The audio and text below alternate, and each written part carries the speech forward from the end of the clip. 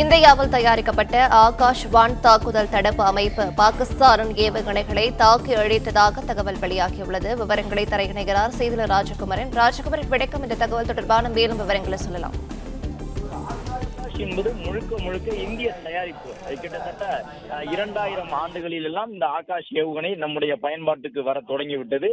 அதற்கான பல்வேறு தொழில்நுட்ப முறைகள் உட்பட அனைத்துமே இந்தியாவின் தயாரிப்பாகத்தான் இருந்தன. ஆகாஷ் என்பது 720 கிலோ எடை கொண்டது. 5.78 மீட்டர் நீளம் கொண்ட இந்த ஏவுகணையை பொறுத்தவரை தரையில் இருந்து வான் இலக்குகளை தாக்கி அடிக்கும். அதிலும் குறிப்பாக இதனுடைய இயங்கு தூரம் என்பது கிட்டத்தட்ட 25 முதல் 30 கிலோமீட்டர் தூரம் கொண்டது. இது ஒரு வானில் பறந்து வரக்கூடிய இலக்கை தரையில் இருந்து பீரங்கிகளில் இருந்து நாம் அனுப்பும் பொழுது அல்லது அந்த ஏவுகணைக்கான வாகனத்தில் இருந்து அனுப்பும் பொழுது ஆகாஷ் ஏவுகணை நிலத்தில் இருந்து தரையில் இருந்து வான் இலக்கை நோக்கி சென்று தாக்கக்கூடியது. 30 கிலோமீட்டர் உயரம் வரை பறந்து சென்று தாக்கக்கூடியது ஆகாஷ் ஏவுகணை. இந்த ஏவுகணை எல்லாம் 2010க்கு பிறகு முழு அளவிலான பயன்பாட்டுக்கு இந்தியாவிடம் வந்துவிட்டது. ஆனால் இந்தியா இந்த ஏவுகணைகளை சோதித்து பார்ப்பதற்கான, சோதித்து பார்ப்பது என்றால் மற்றொரு நாட்டினுடைய ஏவுகணைகளை மறித்து தாக்குவதற்கான வாய்ப்பே இல்லாமல் இருந்தது.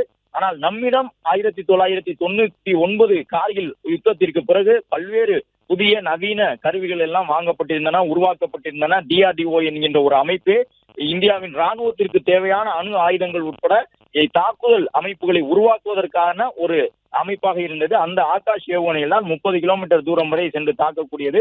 ராஜேந்திரா ரேடார் என்று சொல்லப்படக்கூடிய அந்த ரேடார் வழியாக இலக்கை கண்காணித்து வழி நடத்தக்கூடிய ஒரு அமைப்பு தான் இந்த ஆகாஷ் என்கின்ற ஏவுகணை.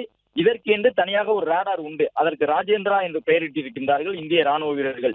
எதிரிகளின் இலக்கு வானத்தில் பறந்து வரும் பொழுது 25 முதல் 30 கிலோமீட்டர் தூரத்திற்கு முன்பாகவே அந்த இலக்கை தடுத்து வானத்திலேயே தாக்கி அழிக்கக்கூடிய வல்லமை படைத்ததுதான் இந்த ஆகாஷ் ஏவுகணை. 2010 காலகட்டத்திலே இதை நாம் நம்முடைய ராணுவத்தின் பயன்பாட்டுக்கு முழு அளவில் கொண்டு வந்திருக்கின்றோம். அதன் பிறகு இந்த DRDO உருவாக்கியிருந்த ஆகாஷ் ஏவுகணையை பொறுத்தவரை இவையெல்லாம் எந்த அளவு செயல்படும் என்பதை சோதித்து பார்ப்பதற்கான ஒரு வாய்ப்பை பாகிஸ்தான் உருவாக்கி கொடுத்திருக்கின்றது. நேற்றைய தினம் பாகிஸ்தான் அடுத்தடுத்து இஸ்ரேலில் நடத்தப்பட்டிருந்த ஹமாஸ் யுத்தத்தினுடைய முன்மாதிரிகளை கொண்டு தாக்குதல் நடத்தியும் எந்த விதமான சேதாரத்தையும் இந்தியாவிற்கு ஏன் விளைவிக்க முடியவில்லை என்றால் இந்தியா முழுக்க வெளிநாட்டு தயாரிப்புகளை மட்டுமே சார்ந்திருக்கவில்லை. குறிப்பாக அந்த விமானத்தில் வானில் வரக்கூடிய இலக்குகளை தாக்கி அழிக்கக்கூடிய வான் பாதுகாப்பு அமைப்புகளுக்காக ரஷ்யா போன்ற நாடுகளை மட்டுமே இந்தியா சார்ந்திருக்கவில்லை. ஆகாஷ் போன்ற ஏவுகணைகளும் நம்மிடம் இருக்கின்றன. பீரங்கிகளில் வைத்து மேல் நோக்கி செலுத்தக்கூடிய ஏவுகணைகளும் நம்மிடம் இருக்கின்றன. அதுபோன்று ஒரு கூட்டு முறையிலே பல்வேறு ஆயுதங்களை நாம் களத்தில் கொண்டு வந்து இறக்கியதன் காரணமாகத்தான் குஜராத் தொடங்கி காஷ்மீர், லடாக் வரை இருக்கக்கூடிய 3500 கிலோமீட்டர் பரப்பளவில் ஒரு சதுர அடி நிலத்தை கூட பாதிப்பு இல்லாமல் தன்னுடைய ஏவுகணை மூலம் தாக்கி அழிக்கக்கூடிய அளவுக்கு பாகிஸ்தானுக்கு வலிமை இல்லை என்பதை நிரூபிக்க முடிந்திருக்கின்றது. பிளே ஸ்டோர் மற்றும் ஆப் ஸ்டோரில் இருந்து பாலிமர் செயலியை QR கோடு மூலம் பதிவிறக்கம் செய்யுங்கள். செய்திகளை உடனுக்குடன் பெறுங்கள்.